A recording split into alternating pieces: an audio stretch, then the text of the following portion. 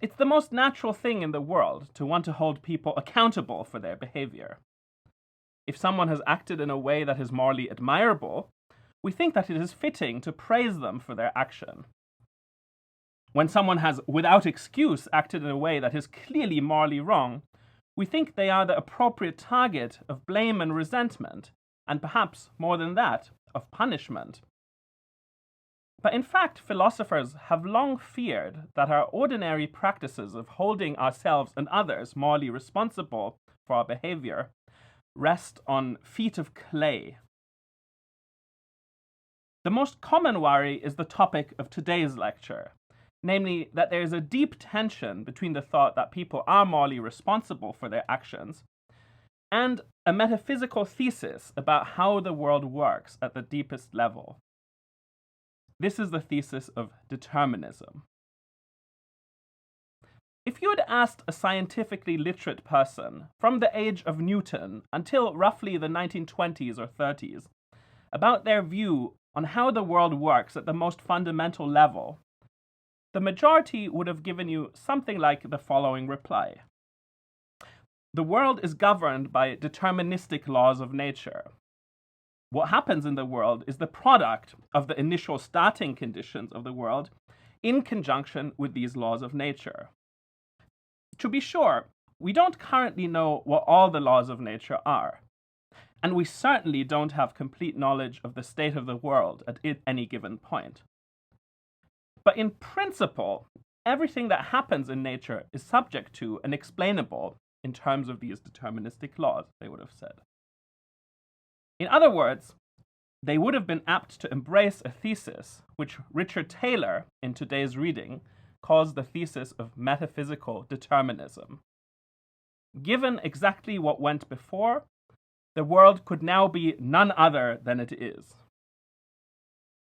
According to the metaphysical determinist, the facts of the past, together with the laws of nature, determine every truth about the future.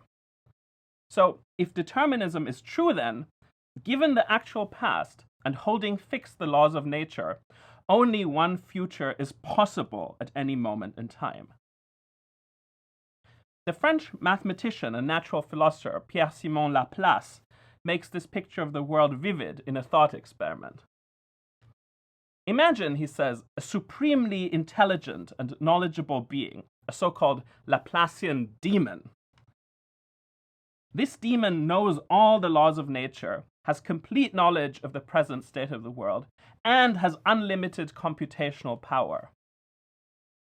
If determinism is true, it follows that this demon can come to know everything that will happen in the future. The demon can have such foreknowledge of the future because there is only one way the future can be, given the laws of nature and the present state of the world. And given his unlimited computational power, the demon can work it out. Okay, but while the thesis of metaphysical determinism was widely accepted among the scientifically literate as a thesis about the natural world, philosophers and lay people alike have, from the very beginning, been troubled by the implications that this thesis appears to have for human freedom, and in particular for moral responsibility. After all, we human beings are part of nature, and our actions are events in nature. Consequently, the thesis of metaphysical determinism, if true, applies to us and our actions. As Richard Taylor puts it, quote, I am a part of the world. So is each of the cells and minute parts of which I am composed. The principle of determinism, then, in case it is true, applies to me and to each of those minute parts, no less than to the sand, wheat, winds, and waters. Now, the thought that human beings, too, are part of nature and thus governed by deterministic causal laws is not shocking so long as we consider only purely physiological changes of our bodies, such as growth and aging, our pulse, glandular secretions, and so on. But what of our thoughts and ideas? And what of our behavior, which we like to think is, at least on some occasions, deliberate, purposeful, and perhaps even morally praise or blameworthy? After all, these too are events in nature. And if these are all simply the causal consequences of the conditions under which they occur, and these conditions are in fact the only ones that could have obtained given the state of the world just before they arose, then are my actions really up to me? And can I really be morally responsible for what I do? As Taylor writes, what now becomes of my responsibility for my behavior and of the control over my conduct that I fancy myself to possess? What am I but a helpless product of nature, destined by her to do whatever I do and to become whatever I become?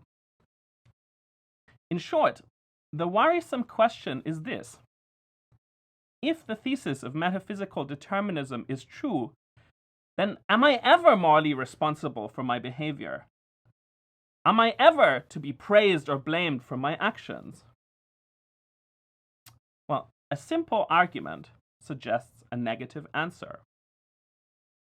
First premise: there is no moral blame nor merit in anyone who cannot help what he does. Second premise: if determinism is true, you cannot help what you do. Conclusion: therefore, if determinism is true, you are not to praise or blame for anything. Let's look a little closer at this argument. So, in support of the first premise, consider examples of compulsive behavior, such as the actions of kleptomaniacs, drug addicts, and so on. Now, in really severe cases, we think that these people simply cannot help what they do. And it's a mark of civilization that we don't hold them morally responsible for what they do from compulsion. The worry is that if the thesis of metaphysical determinism is true, then what we thought of as an exceptional, abnormal case actually turns out to be the rule. That's what premise 2 asserts. For consider, if determinism is true, every action has a cause. And given that cause, the action could not have been otherwise. So then, is it not true of every action I perform that I couldn't help but perform it, and therefore, by the principle in premise 1, I shouldn't be held morally responsible for it? The upshot of the simple argument would be this: if determinism is true, no one has moral responsibility for anything they do, in the sense of meriting praise or blame for their actions. That is a radical and disturbing thought. Now, let's be clear. The truth of metaphysical determinism would not pull the rug out from under all our moral assessments. For instance, even if determinism were true, it wouldn't follow that no actions are morally better or worse than any other actions, or that everything goes morally speaking. No, our actions could still be assessed as morally better or worse, for example, in virtue of doing what benefits or harms other people and other sentient creatures. What would follow from the truth of determinism, if this simple argument is sound, is that it would be inappropriate to blame a person for performing a morally bad action, or praise them for performing a morally good action. We could note that agents have done the right or wrong thing on a certain occasion, but it would be inappropriate to praise or blame them for it. For the thought goes, blame or praise are inappropriate where an agent couldn't have acted otherwise. Such a conclusion, as I've said, would be deeply disturbing. It runs counter to our self-conception as human agents and to our practices of praise and blame. It would also undermine the most natural justification for our practices of holding each other accountable for our behavior, including through punishment. For surely, it seems unjust to punish someone for acting wrongly if they couldn't help but act in this way. Now, for a very brief but thrilling literary treatment of the corrosive effects of coming to grips with causal determinism, I warmly recommend to you the sci-fi short story What's Expected of Us by Ted Chiang, which was the bonus reading for today. Do check it out. It's only 3 pages long.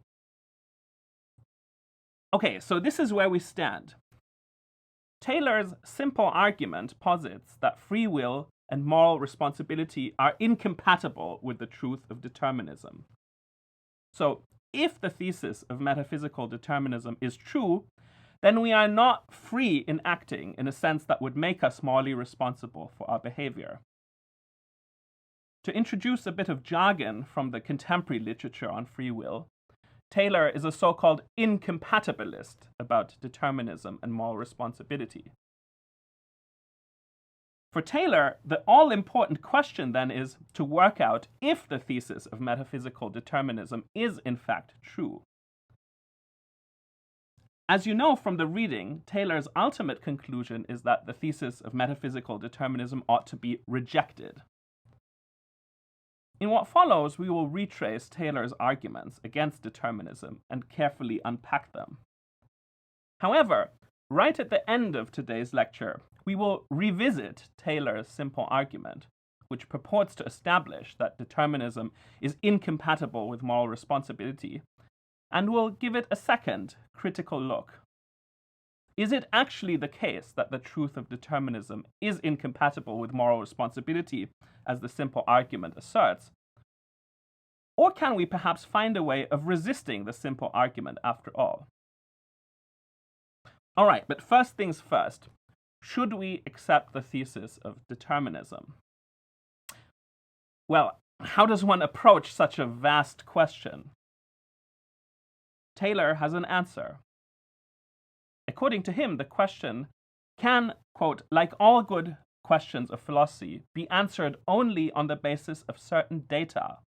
That is, by seeing whether or not it squares with certain things that everyone knows or believes himself to know, or with things everyone is at least more sure about than the answer to the question at issue.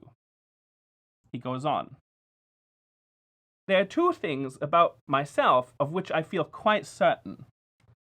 The first is that I sometimes deliberate with the view to making a decision namely to do this thing or that. And the second is that whether or not I deliberate about what to do, it is sometimes up to me what I do. This might all be an illusion, of course, but so also might any philosophical theory, such as the theory of determinism, be false. The point remains that it is far more difficult for me to doubt that I sometimes deliberate, and that it is sometimes up to me what to do, than to doubt any philosophical theory whatever, including the theory of determinism. We must, accordingly, adjust our theories to our data, and not try to adjust our data to our theories. End quote. So I think this is a really crucial passage. What Taylor is saying here is that there are two intuitive data of which we are quite certain and which bear on the truth of determinism. Namely, one, that I sometimes deliberate about what to do, and two, that it is sometimes up to me what I do. It's far more difficult to doubt either of these intuitive data, Taylor thinks, than it is to doubt the truth of determinism. As he writes on page 42, virtually everyone is convinced that beliefs such as are expressed in our data are sometimes true. They cannot be simply dismissed as false just because they might appear to conflict with a metaphysical theory that hardly anyone has ever really thought about much at all. Hence, Taylor reasons, we should only accept that determinism is true if it is in fact compatible with these data. If the thesis of determinism turns out to be incompatible with one or the other of these intuitive data, we should reject the thesis of determinism and not our intuitive data. In the remainder of his chapter, Taylor then goes on to argue that his two intuitive data are in fact incompatible with determinism. Now, in today's lecture, I'm going to focus exclusively on Taylor's discussion of his second intuitive datum, that it is sometimes up to me how I act, since that is where most of the interesting philosophy in his article happens. Taylor begins by clarifying the meaning of his second datum. To say that it is, in a given instance, up to me what I do, he writes on page 43, is to say that I am, in that instance, free with respect to what I then do. Okay, but this straight away brings another question in its train. What is it to be free with respect to what I do? For example, what must be the case for me to count as free in moving my arm, say? Well, there are two conditions which almost everyone can agree must be satisfied for me to count as free with respect to moving my arm. For one thing, there mustn't be any external obstacles or impediments to my action that render it impossible. I mustn't be in chains, for example, or boxed in or physically incapacitated. Second, there mustn't be something that forces or constrains me to perform this action. My arm, for example, is not being moved by an irresistible physical force. So suppose that, like a marionette, my arm was attached to a rope and a puppeteer pulled on the rope to make my arm rise. Now, my arm moves for sure, but clearly this does not count as me freely moving my arm, right?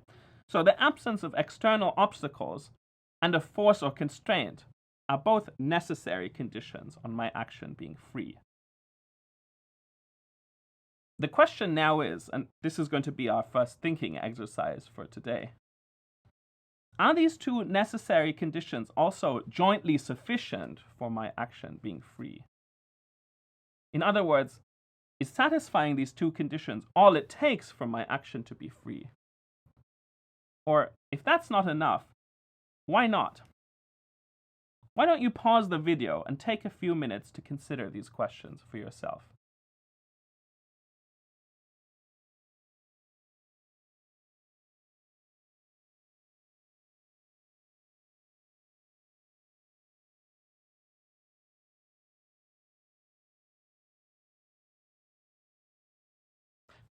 All right, welcome back. So the question we're considering is it enough for an action to be free that the agent is unimpeded and unforced in performing this action? Well, suppose the answer to this question were yes.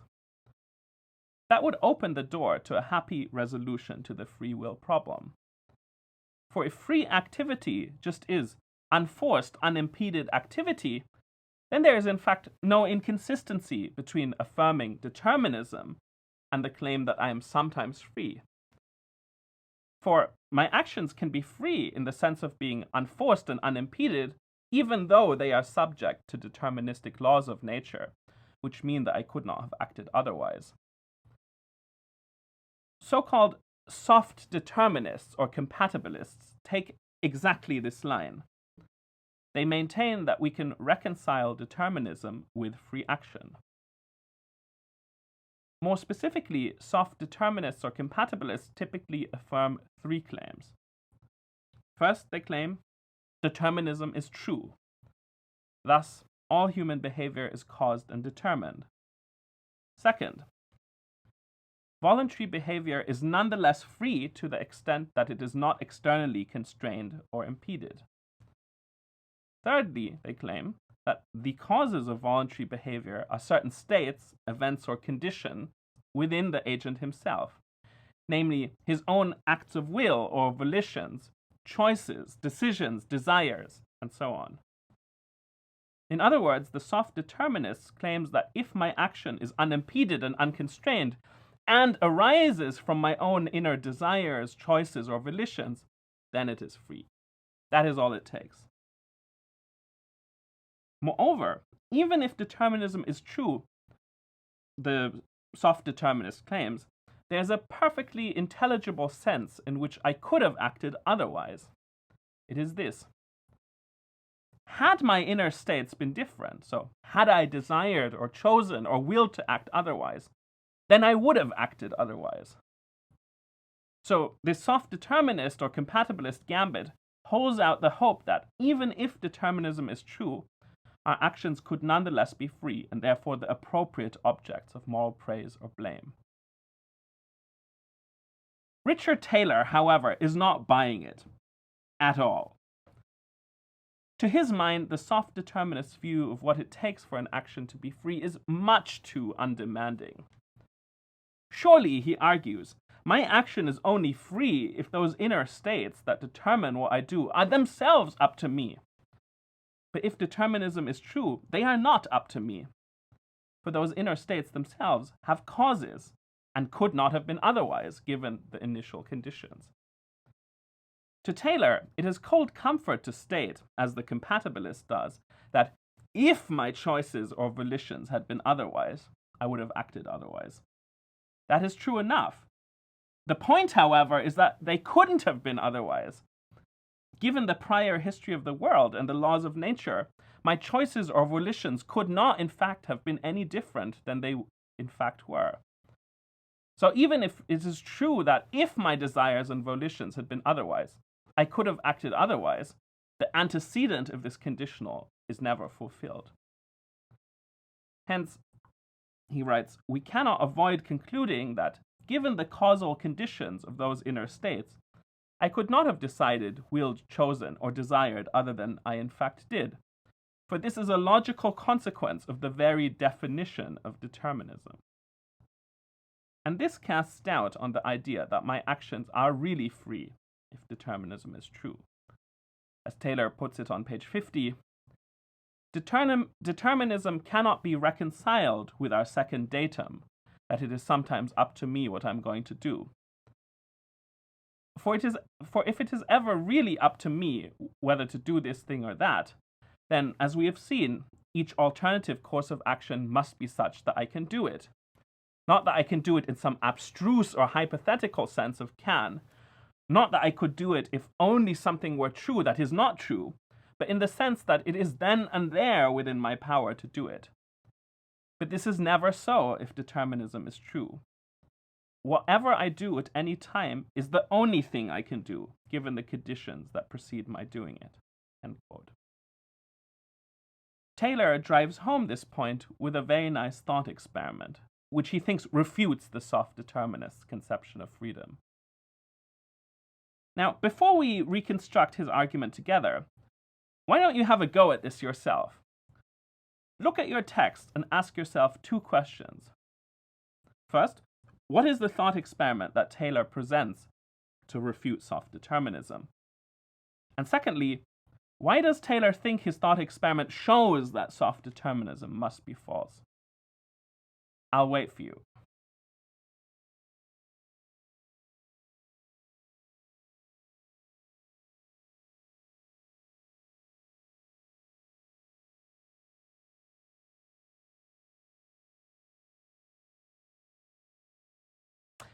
All right, welcome back.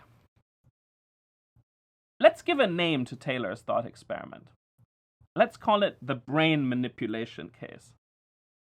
So, imagine a person, Taylor says, whose actions are entirely in accordance with her own volitions, but whose volitions are themselves being caused by an evil scientist who can induce these volitions in her at will by manipulating her brain using electromagnetic stimulation. Now, according to the soft determinist's conception of freedom, Taylor argues, the actions of the person in this brain manipulation case are free, since they are unimpeded and unconstrained, and are the product of the person's own volitions. But is that in fact the right thing to say here? Surely not. Surely this simply reveals the soft determinist's conception of free action to be wholly inadequate, Taylor thinks. The person in brain manipulation is not free, we think. She's a mere puppet. Now, if you agree with Taylor in this verdict, then we have a counterexample to the soft determinist's conception of free action. It is not enough to be free that one's action be unimpeded and unconstrained and arise from one's own inner desires, choices, or volitions. For if that were the case, then the action of the person in brain manipulation would be free. But patently, they are not free. Now, the soft determinist might try to respond as follows to Taylor's challenge. He might say, well, your thought experiment is crucially unlike our ordinary situation in acting. The patient in brain manipulation is being interfered with by another person, the evil scientist. Her desires, in fact, are being given to her by this evil scientist. But that isn't the case for most of us in our ordinary actions. So sure, if your volitions are the product of manipulation by another person, then perhaps your actions aren't free, even if they are unimpeded and unconstrained and in line with your own volitions. But this is of little significance for most ordinary instances of action, since in most ordinary instances of action, our volitions are not being manipulated by some evil scientist. Now, Taylor considers this rejoinder, but he thinks that it is unsuccessful. The fact is that if determinism is true, then we are still, in any instance where we act, in a situation that is relevantly like that of the person in brain manipulation.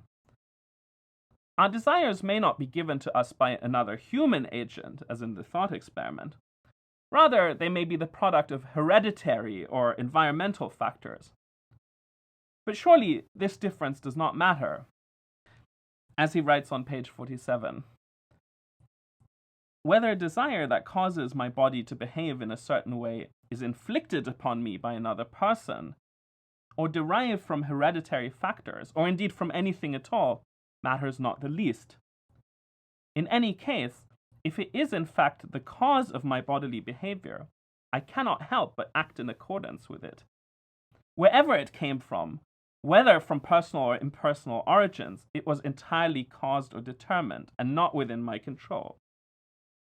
Indeed, if determinism is true, as the theory of soft determinism holds it to be, all those inner states that cause my body to behave in whatever ways it behaves must arise from circumstances that existed before I was born. For the chain of causes and effects is infinite, and none could have been the least different given those that preceded. End quote. All right, let's summarize what we've learned so far. So as we've seen, Taylor makes a case against the metaphysical thesis of determinism. Here's his argument summarized in a nutshell. 1. We should accept determinism only if it is compatible with the intuitive datum that how I act is sometimes up to me. 2. If it is ever really up to me how I act, then on those occasions I must be able to act otherwise. 3. But if determinism is true, it is never the case that I can act otherwise than I do. 4. Hence, determinism is incompatible with the intuitive datum that how I act is sometimes up to me. We get that from premises 2 and 3. Therefore, this is the conclusion of the argument, we should reject determinism. That follows from premises 1 and 4. So let's suppose, for the sake of argument, that this argument is sound. Where would that leave us? If determinism is to be rejected because it conflicts with the intuitive datum that is sometimes up to me how I act, then what are the alternatives exactly? Well, Taylor considers one alternative, what he calls simple indeterminism. This is the thesis that, quote, insofar as they are free, my actions are not caused, or that if they are caused by my own inner states, my own desires, impulses, choices, volitions, and whatnot, then these, in any case, are not caused. But Taylor mentions the thesis of simple indeterminism only to immediately set it aside.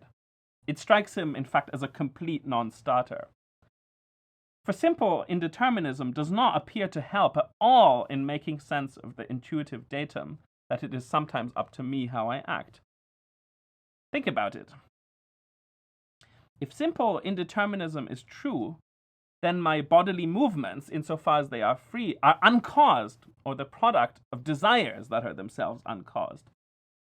But then I have no control over them at all. They just happen from no causes at all. In a sense, we might say, the movements of my limbs are not even appropriately described as my own behavior, for behavior that is mine must, in some sense at least, be under my control. As Taylor writes, imagine an arm whose movements are uncaused. Manifestly, I have nothing to do with them at all. They just happen, and neither I nor anyone can tell what this arm will be doing next. It might seize a club and lay it on the head of the nearest bystander, no less to my astonishment than his. There will never be any point in asking why these motions occur, or in seeking any explanation of them, for under the conditions assumed, there is no explanation. This is no description of free, voluntary, or responsible behavior." End quote. So, if the intuitive datum that my actions are sometimes up to me persuaded us to give up on the thesis of metaphysical determinism, it should likewise prevent us from signing on to simple indeterminism. For simple indeterminism is just as hopeless at making sense of this intuitive datum as is determinism. Well, what a pretty pickle we find ourselves in. Things are looking pretty dire for the proponent of free will and moral responsibility, aren't they? In fact, one might be tempted to run the following knockdown argument against the very possibility of free will. It would go like this. First premise: if determinism is true, then we're not morally responsible for our actions because we can't help doing what we do. Second premise: if simple indeterminism is true, then we're not morally responsible for our actions either, because our actions are like coin flips over which we have no control. Third premise: there are no further possibilities. Conclusion: therefore, we are not morally responsible for our actions. Now, as you know, Richard Taylor himself does not in fact endorse this argument. Before we talk about the final section of his chapter, why don't you take a moment and identify the premise in this argument that Taylor would reject? I'll wait for you.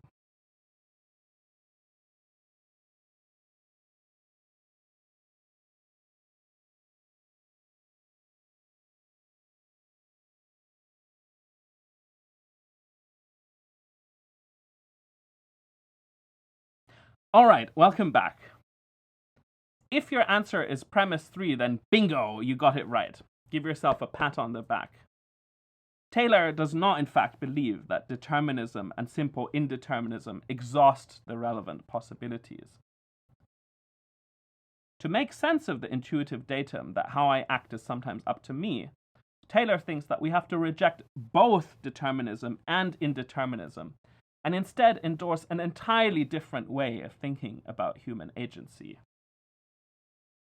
According to this view, which is referred to in the literature as libertarianism, an action that is free is caused by the agent who performs it, not by some event within the agent, such as a desire or volition or brain state.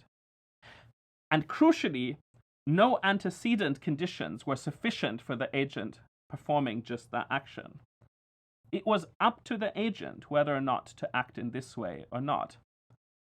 So, if this view is true, not all causal chains are infinite. Some causal chains begin with and are in fact initiated by agents.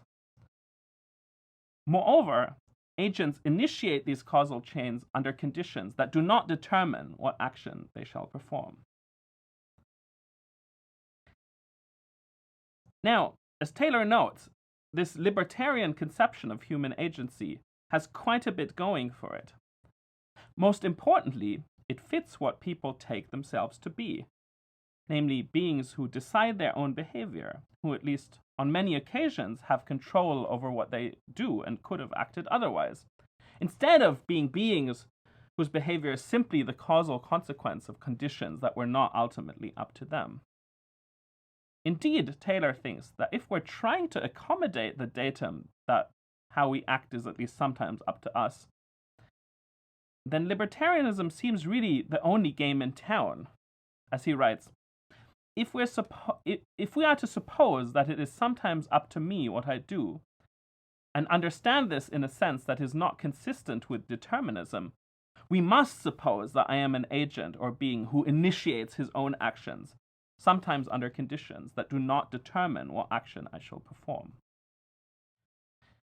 At the same time, however, a libertarian conception of free will strikes many as extravagant and quite ad hoc, because science really does seem to suggest that nature is governed by laws, some of which are deterministic, and others of which are indeterministic statistical laws, which we've seen doesn't help the case for free will either. Now, since we are part of nature, how can we assume that our own behavior is not governed by these laws as well? What makes us so special?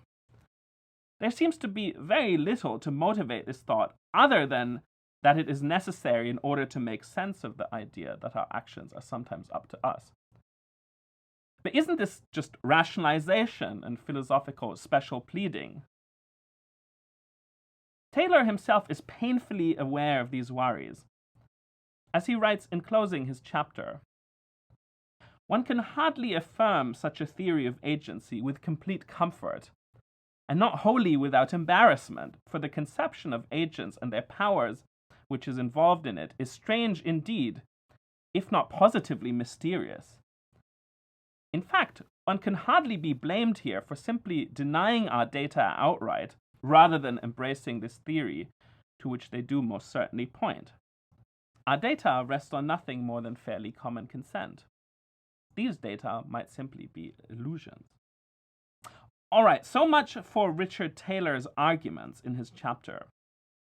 But I promised to end this lecture on a more hopeful note, and that involves going back to an earlier point in the argument. Now, as you will recall, Taylor early on makes an argument for the thought that free will and moral responsibility are incompatible with the truth of determinism. Here it is again. So, first premise, there is no moral blame nor merit in anyone who cannot help what he does. Second premise, if determinism is true, you cannot help what you do. Therefore, if determinism is true, you are not to praise or blame for anything. Let's focus on the first premise of this argument.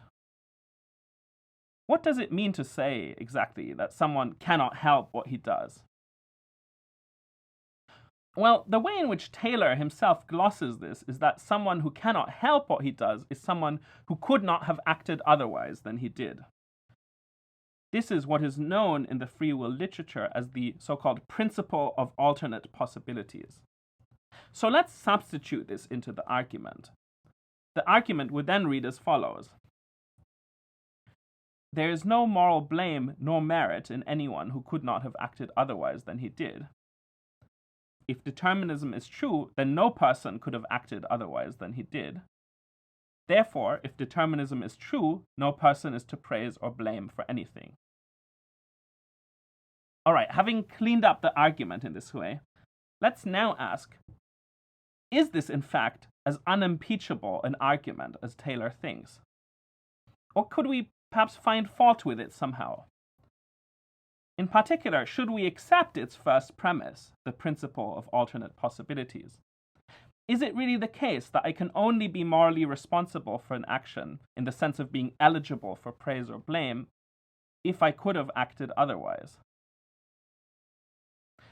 In a brilliant and influential paper, Alternate Possibilities and Moral Responsibility, the philosopher Harry Frankfurt challenges this thought.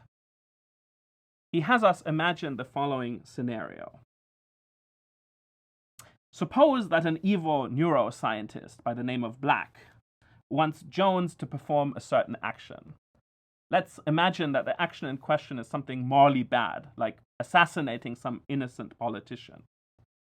So suppose, Frankfurt writes, that Black is prepared to go to considerable lengths to get his way, but he prefers to avoid showing his hand unnecessarily.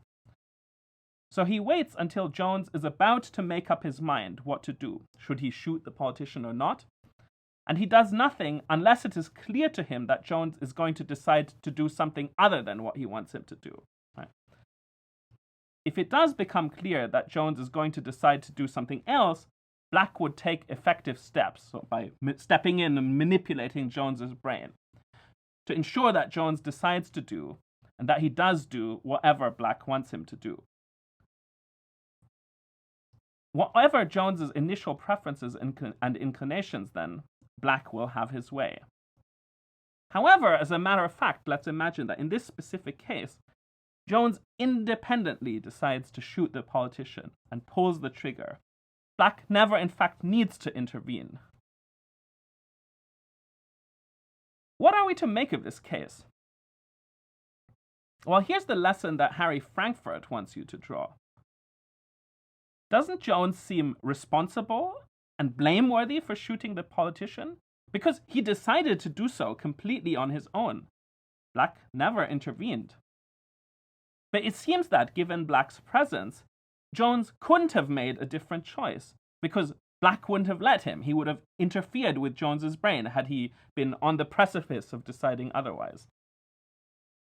So to Frankfurt, the case of Black and Jones looks like a counterexample to the principle of alternate possibilities. It seems to show that being responsible for one's actions, and therefore being the appropriate subject of praise and blame, doesn't require the ability to do otherwise. I'll leave you with two questions to chew on. Has Frankfurt in fact succeeded in undermining the principle of alternate possibilities? And if yes, what should take its place? If it's not the ability to have acted otherwise, what exactly does it take for an agent to be morally responsible? These are among the questions that we'll turn to in our next lecture, when we'll read a second classic paper by Harry Frankfurt, Freedom of the Will and the Concept of a Person. Until then.